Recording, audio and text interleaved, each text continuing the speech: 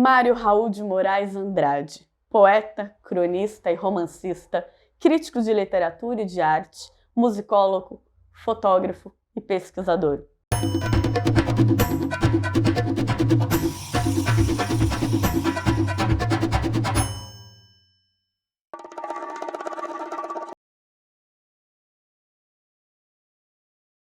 Nasceu em São Paulo em 9 de outubro de 1893. Embora tenha viajado para muitos lugares Brasil adentro, morreu onde nasceu, em São Paulo, em 25 de fevereiro de 1945. Sua casa, na Rua Lopes Chaves, na qual passou a morar em 1921, desde 2015, tornou-se um museu onde são expostos seus óculos, cartas inéditas, sua pasta de couro e outros itens característicos de Mário de Andrade. Em 2018, a Secretaria de Cultura e Economia Criativa do Governo do Estado de São Paulo requalificou a casa, tendo em conta a proposta de criação da rede de museus Casas Literárias de São Paulo. O edifício faz parte dos 3 sobrados germinados que foram projetados por Oscar Americano no início da década de 20. Em estilo eclético, em alvenaria e tijolos. A casa de Mário de Andrade era, portanto, mais do que a edificação despretensiosa da Rua Lopes Chaves. A sua coleção e a sua biblioteca, espalhadas por toda parte, era uma marca. Eis o motivo que levou os principais colaboradores dele a pretender preservar intacto o ambiente da casa, após a morte do escritor. Ele sempre a celebrou em seus escritos, sem discriminação de gênero, em poemas, crônicas, cartas ou contos. Mário foi grande poeta da sua cidade de São Paulo, de onde lançava uma mirada generosa em direção ao Brasil. Uma das características da personalidade de Mário de Andrade foi a de colecionador, de obras de arte, desenho, gravura, pintura, de partituras, de discos, de imagens sacras, de arte popular. Apesar dos meios modestos de que dispunha, provenientes do seu trabalho de professor de música, jornalista e escritor, Mário acumulou acervo considerável e valioso.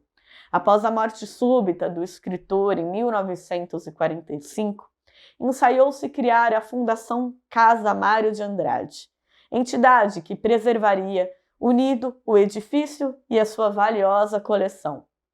Um movimento articulado dos inúmeros amigos e admiradores fez chegar ao SFAM, hoje IFAM, a solicitação de tombar o conjunto de obras de arte, manuscritos e livros do espólio. O tombamento federal saiu em 1946. A coleção tombada permaneceu na casa por mais de 20 anos, como num museu zelosamente guardada pela família de Mário até 1968, quando se efetivou a aquisição do acervo pelo governo do estado, através da Universidade de São Paulo, e a transferência para o Instituto de Estudos Brasileiros. Em 1975, concluiu-se o processo de tombamento da casa por iniciativa do Condefat. Sem qualidade arquitetônica visível, reconhecia-se seu valor histórico e simbólico. Muitos o conhecem como escritor, mas também como participante ativo da Semana de Arte Moderna, que inaugurou o modernismo no Brasil. Mário buscou divulgar em seus textos elementos da cultura brasileira e criar um sentimento de identidade nacional. A Semana de Arte Moderna ocorreu em 1922, como celebração dos 100 anos de independência do Brasil.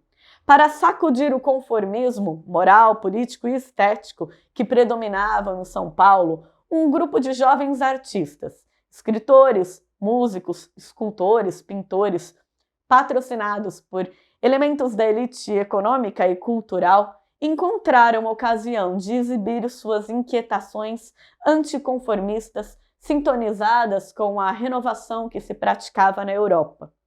Reuniram-se no Teatro Municipal de São Paulo para apresentar suas obras. Pretendiam divulgar uma arte nova, moderna. Buscavam, portanto, romper com a tradição, com a arte que vinha sendo produzida até aquele momento. A estratégia definida pelo patrocinador da semana, o historiador e milionário do café, Paulo Prado, foi a de reunir Rio com São Paulo. jovens sem obras realizadas, como Oswaldo de Andrade, ou com escritores consagrados como Graça Aranha, cuja obra se mostrava cansada. O ideólogo era Mário de Andrade, o animador, Di Cavalcanti, o divulgador, Menotti Del Picchia, o agitador, Oswald de Andrade. Em 1942, Mário de Andrade deu uma conferência no Rio de Janeiro intitulada O Movimento Modernista, em que se promovia um retrospecto pessimista da semana. Publicou-se em O Estado de São Paulo em 3 artigos antes de divulgá-la em livro. O Departamento de Cultura e Recreação do município de São Paulo foi oficializado pelo Ato Municipal 861, de 30 de maio de 1935. Além da direção geral, o autor de Macunaíma ficou incumbido de chefiar a divisão de expansão cultural.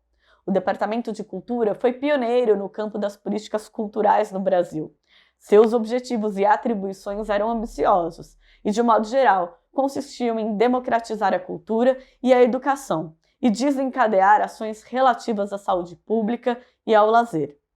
Em 1936, Gustavo Capanema, então ministro da Educação e Saúde do governo Vargas, solicitou a Mário de Andrade a elaboração de um anteprojeto para a organização do Serviço do Patrimônio Histórico e Artístico Nacional, ou SFAM, primeiro órgão responsável por zelar pelo patrimônio cultural brasileiro, fundado em 1937. O anteprojeto, confeccionado por Mário de Andrade, trouxe inovações no que tange à concepção de patrimônio cultural e preservação, ao destacar a defesa dos bens ditos imateriais, a qual somente seria divulgada a partir dos anos 70 em âmbito internacional pela Unesco. Frente ao Departamento de Cultura de São Paulo, em 1938, Mário de Andrade realizou o projeto de missão de pesquisas folclóricas, em que enviou pessoas para o norte e nordeste no país para registrar manifestações da cultura popular, em especial músicas. Entre os colaboradores enviados, Donga, Pixinguinha, Villa-Lobos e Camargo Guarnieri.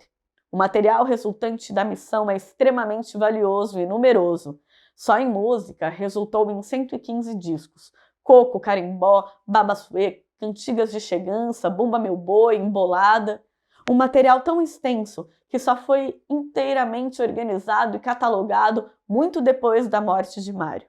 Em 1938, transfere-se para o Rio de Janeiro, onde dirigiu então o Instituto de Artes da Universidade do Distrito Federal, além de ocupar a Cátedra de História e Filosofia da Arte. Retornou a São Paulo em 1941 como técnico da seção paulista do SFAM, viajando por todo o estado realizando pesquisas. A ideia original da missão já estava no anteprojeto que Mário concebeu para a criação do SFAM em 1936. Como o anteprojeto foi rejeitado pelo governo federal, Mário encampou a ideia no departamento. Contando com a ajuda de amigos de Mário no Recife, como o poeta Ascenso Ferreira e o musicólogo Valdemar de Oliveira, os pesquisadores acompanharam o carnaval, gravaram cantos de padeiros e carregadores de piano e visitaram terreiros de candomblé, que enfrentavam severas perseguições das autoridades.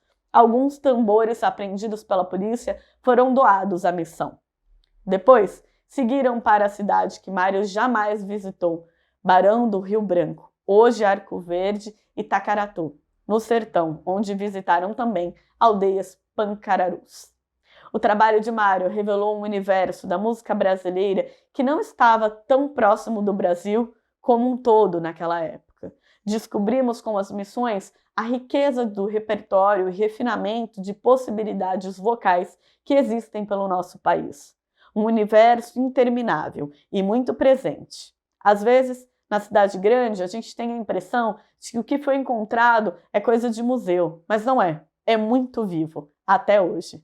O escritor Mário de Andrade compreendeu, então, a noção de cultura popular, não só na perspectiva teórica, mas também militava em prol da valorização e preservação das tradições coletivas. Assim, a partir da apresentação de um panorama geral acerca da ideia de cultura popular, o autor buscou, então, primeiramente, conceber e pesquisar as expressões do povo, para, em seguida, empreender uma série de ações em favor da mesma.